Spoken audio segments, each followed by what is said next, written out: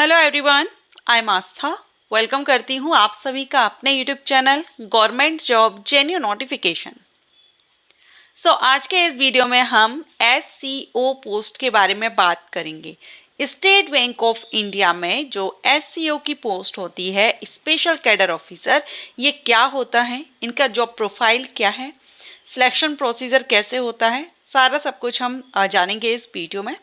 How to become special cadre officer in SBI।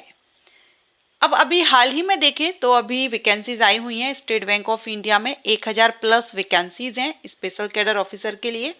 All India से candidate apply कर सकते हैं।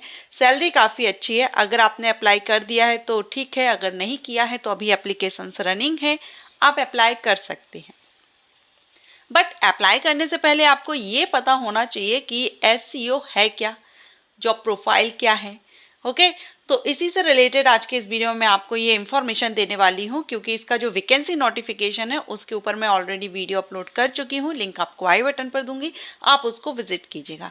अभी हम इसमें इसके जॉब प्रोफाइल पर मेनली हम ये देखेंगे कि SCO होता क्या है, वर्क क्या होता है।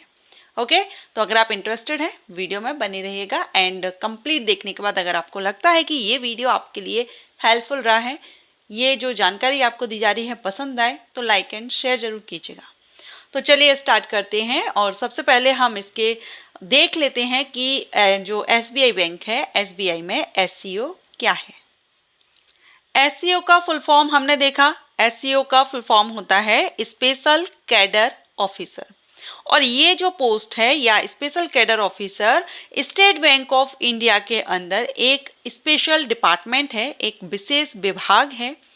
एंड SCO जो ऑफिसर्स हैं बैंक के अंदर अलग अलग तरह के कार्यों के लिए, उनके मैनेजमेंट के लिए रिस्पॉन्सिबल होते हैं। क्योंकि ये स्पेशल कैडर ऑफिसर है, मीन्स ये स्पेशलाइज्ड होते हैं पर्टिकुलर उस फील्ड के लिए। जैसे अलग अलग फील्ड्स रहती हैं, लाइक जैसे मैनेजमेंट हो गया, प्रबंधन, विपणन हो गया, डिजिटल बैंकिंग हो गया, ऐसे और भी अलग अलग फील्ड्स होती हैं। और उन सभी के लिए स्पेशल कैडर ऑफिसर की वैकेंसीज आती हैं जो उन फील्ड से, उन सब्जेक्ट से स्पेशलाइज्ड होते हैं। ओके, अब अगर हम बात करें कि SBI SCO की जो रिस्पॉन्सिबिलिटीज हैं वो क्या होती हैं, तो ये डिपेंड करता है फील्ड्स पर। अलग अलग फील्ड हैं जैसा कि मैंने आपको बताया, जिसमें जोखिम प्रबंधन है, विपणन है, डिजिटल बैंकिंग है, मानव संसाधन प्रबंधन है। ये अलग अलग फील्ड्स में, जैसे अभी आप ये नोटिस देखेंगे तो नोटिफिकेशन में आप यहाँ पर देख पाएंगे। देखिए इस तरह से ये अलग अलग फील्ड्स के अकॉर्डिंग वैकेंसीज आती हैं। Central research team okay support में है, प्रोडक्ट लीड में है, ये टेक्नोलॉजी में है, ये बिजनेस के लिए है, रिलेशनशिप मैनेजर है, एंड यहाँ पर regional head and investment specialist. ठीक है, ये इस तरह से पोस्ट रहती है। इन्वेस्टमेंट ऑफिसर, जिसमें आप यहाँ पर वैकेंसी डिटेल अभी हाल ही का जो नोटिफिकेशन है रिसेंटली जो रिलीज किया गया है उसको आप यहाँ देख पा रहे हैं। ये इस तरह से अलग अलग फील्ड के अकॉर्डिंग वैकेंसीज आती रहती हैं।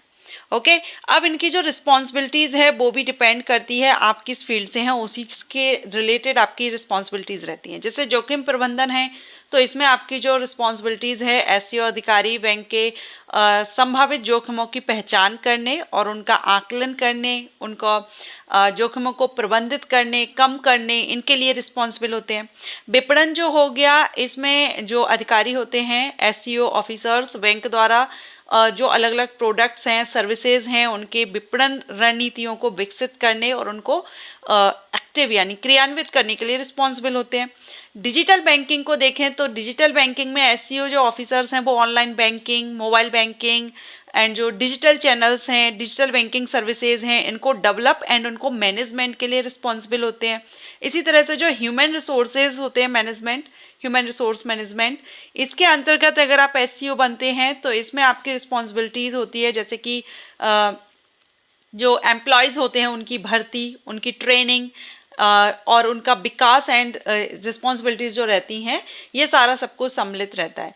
तो ये आपका डिपेंड करता है आप किसके लिए अप्लाई, क्योंकि जो क्वालिफिकेशन है वो भी आपकी अकॉर्डिंग डिपेंड करेगा कि आप यहाँ पर किस फील्ड के लिए कर रहे हैं। विपणन के लिए कर रहे हैं तो अकाउंटेंसी से रिलेटेड होगा, डिजिटल बैंकिंग के लिए कर रहे हैं या आप मानव संसाधन प्रबंधन के लिए कर रहे हैं, सभी के लिए यहाँ पर आपकी जो क्वालिफिकेशन है वो डिफरेंट रहती है। लेकिन यहाँ आपका कॉन्ट्रेक्चुअल और परमानेंट दोनों तरह से भर्ती होती है।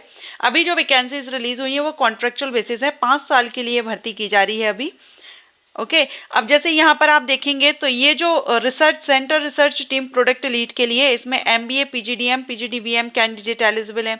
इसी तरह से ये अलग अलग जो फील्ड्स रहेंगी उनमें अब यहाँ पर ग्रेजुएट पोस्ट ग्रेजुएट जिन्होंने commerce science finance economics management में किया हुआ है, मैथमेटिक्स स्टैटिस्टिक में किया है, वो एलिजिबल हैं। तो ये यहाँ पर डिपेंड करता है आप किस फील्ड के लिए अप्लाई कर रहे हैं। साथ में एक्सपीरियंस भी रिक्वायर्ड रहता है। तो हम कह सकते हैं कि जो SBI SCO की भर्ती होती है ये आपकी क्वालिफिकेशन जो क्वालिफिकेशन रिक्वायर्ड है वो, साथ में एक्सपीरियंस के बेस पर यहाँ सिलेक्शन इंटरव्यू के बेस पर किया जाता है। आपका इंटरव्यू होता है, इंटरव्यू के बेस पर डायरेक्ट सिलेक्शन होता है, कॉन्ट्रेक्चुअल बेसिस से भर्ती है। रेगुलर बेसिस भी भर्ती आती है लेकिन अभी फिलहाल कॉन्ट्रेक्चुअल बेसिस वैकेंसीज यहाँ पर आई हुई हैं। अब यहाँ पर आप जॉब प्रोफाइल्स भी देख पाएंगे, जब भी नोटिफिकेशन आएगा तो आप अपना जो भी रहेगा जिस भी पोस्ट के लिए आप अप्लाई कर रहे हैं उसका आप यहाँ पर job profile and responsibilities check out कर सकते हैं। अब यहाँ पर ये जो कैडर वर्ड है SCO means special cadre officer, जो कैडर वर्ड है ये रिप्रेजेंट करता है एक कौशल या जो ज्ञान क्षेत्र में प्रशिक्षित कुछ ग्रुप को हम कह सकते हैं। कैडर उन व्यक्तियों के या उन पर्सन्स के ग्रुप को कहते हैं जो एक विशेष फील्ड के लिए ट्रेंड किए जाते हैं। एंड SBI SCO के में अगर हम देखें तो जो अधिकारी होते हैं वो बैंकिंग के विशेष क्षेत्रों में प्रशिक्षित किए जाते हैं। हमने अलग अलग फील्ड देखी, इन अलग अलग फील्ड में उनको ट्रेन किया जाता है।